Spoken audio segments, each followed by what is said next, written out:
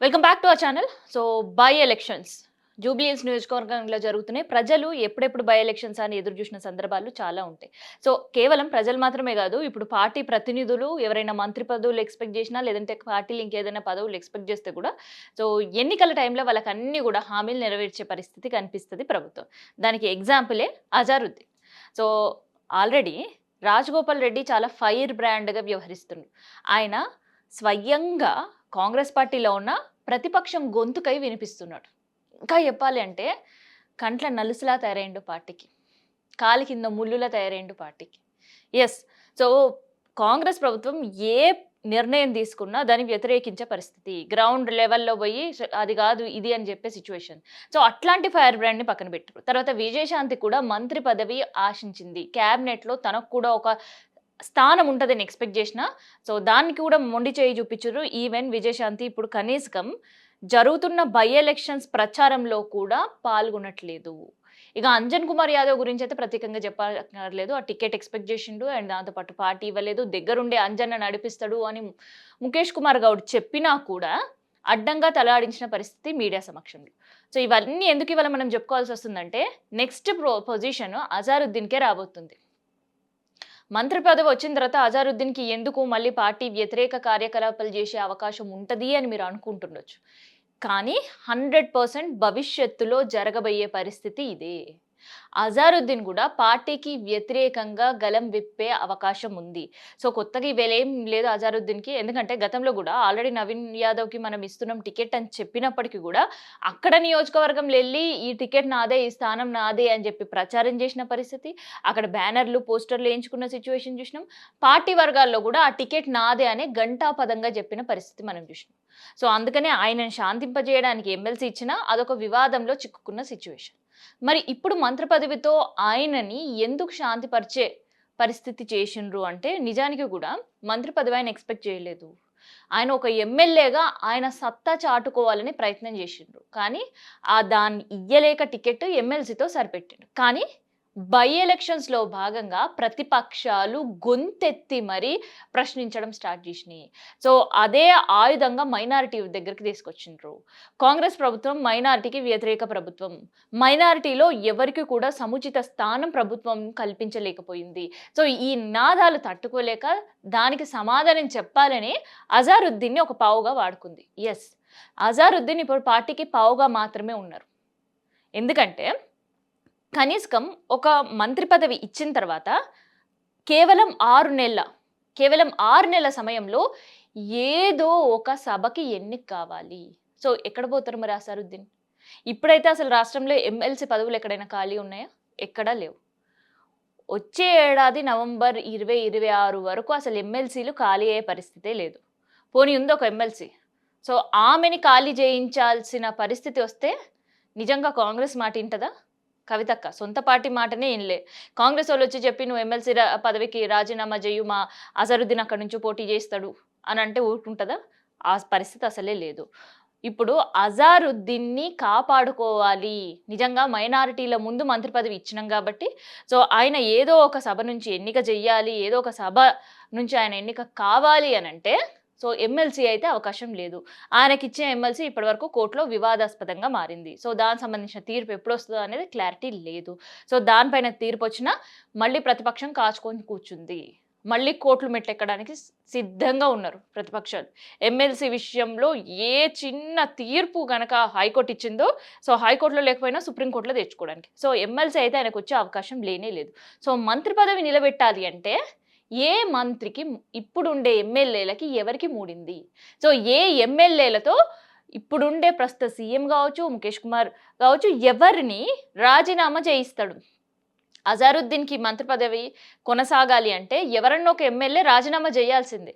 ఆ ప్లేస్‌లో అజారుద్దీన్ మళ్ళీ పోటీ చేయాలి. పోటీ చేయడం మాత్రమే కాదు గెలవాలి. సో బై ఎలక్షన్‌లో ఎంతైతే ఎఫర్ట్స్ కాంగ్రెస్ ప్రభుత్వం పెడుతుందో ఇప్పుడు సేమ్ మళ్ళీ అట్లాంటిదే ఇంకొక నియోజకవర్గంలో కూడా పెట్టాలి. సో అట్లాంటి ఎఫర్ట్స్ పెట్టాలి అంటే ఏ నియోజకవర్గం కాంగ్రెస్ ప్రభుత్వానికి అనుకూలంగా ఉంది?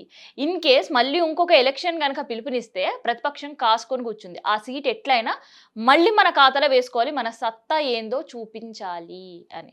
సో ఇప్పుడు మొత్తానికైతే అజారుద్దీన్ సంబంధించిన మంత్రి పదవి కేవలం 3 నాళ్ళ ముచ్చటలాగానే ఉంటదని ప్రతిపక్షాలు కొంతమంది చెప్తున్నారు. అండ్ కేవలం చెప్పడం మాత్రమే కాదు, ఏక్ దిన్ కా బాద్‌షా లాగా కేవలం 6 నెలల బాద్‌షా మాత్రమే అజారుద్దీన్. సో, ఈ మంత్రి పదవి ఆయనకి ప్రభుత్వం ఉండేంత వరకు కూడా ఉండే అవకాశం లేదు. అది తెలుసుకొనే మైనారిటీలను మోసం చేయడానికి మాత్రమే ఇట్లాంటి మంత్రి పదవి కట్టబెట్టిర్రు ఆయనకి. నిజంగా అజారుద్దీన్ పైన ప్రేముంటే నవీన్ యాదవ్ టికెట్ ఆయన ప్లేస్‌లో అడిగినప్పుడే అజారుద్దీన్‌కి ఇచ్చేవాళ్ళు. పోనీ అప్పుడు ఇవ్వకున్నా కనీసకం ఎప్పుడైతే మళ్ళీ క్యాబినెట్‌లో మంత్రులకి పదవులు ఇచ్చినప్పుడైనా అట్‌లీస్ట్ అప్పుడైనా అజారుద్దీన్‌కి ఇచ్చేటోళ్ళు.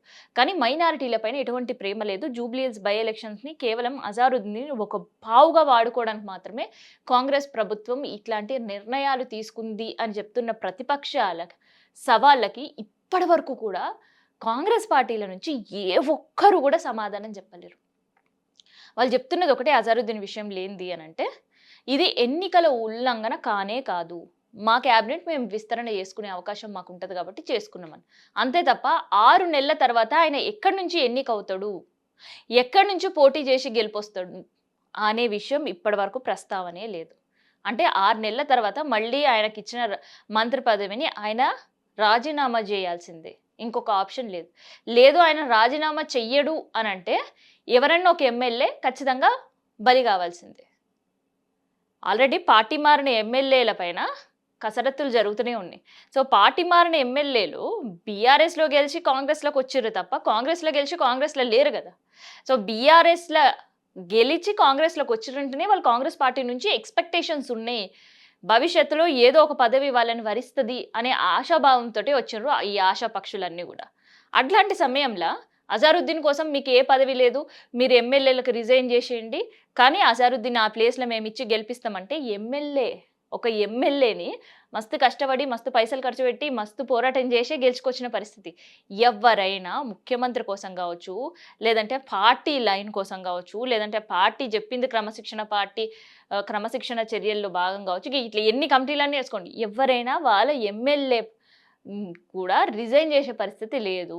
సో, బై ఎలక్షన్స్ వచ్చినా ఆ టికెట్ మళ్ళీ వాళ్ళకే కావాలని కూర్చుంటారు తప్ప, అజారుద్దీన్‌కి ఇచ్చే పరిస్థితిలో అసలే లేరు.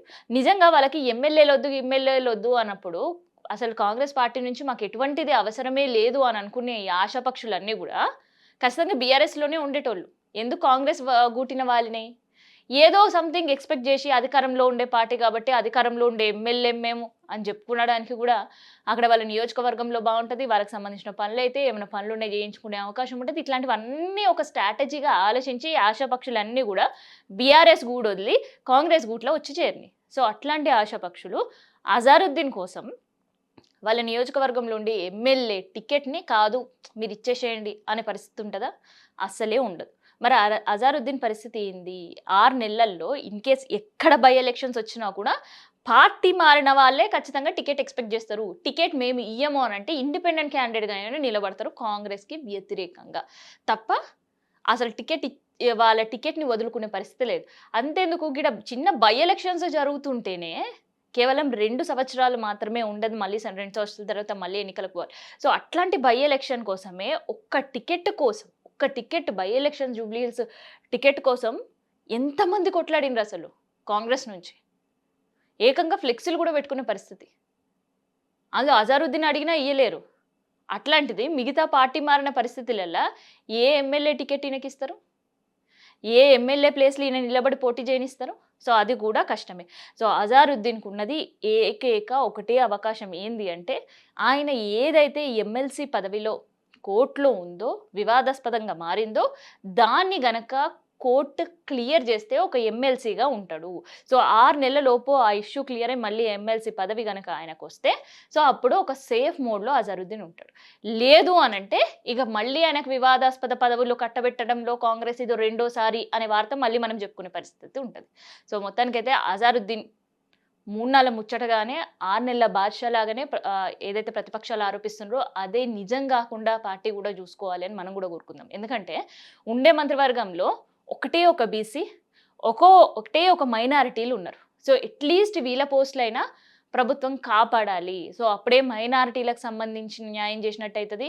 ఏదైతే బీసీలకు మొన్నటి వరకు మంత్రి పదవి ఇచ్చిండ్రో దానికి మాత్రం న్యాయం చేసినట్టు కాంగ్రెస్ ప్రభుత్వం అయితదని నా ఒపీనియన్.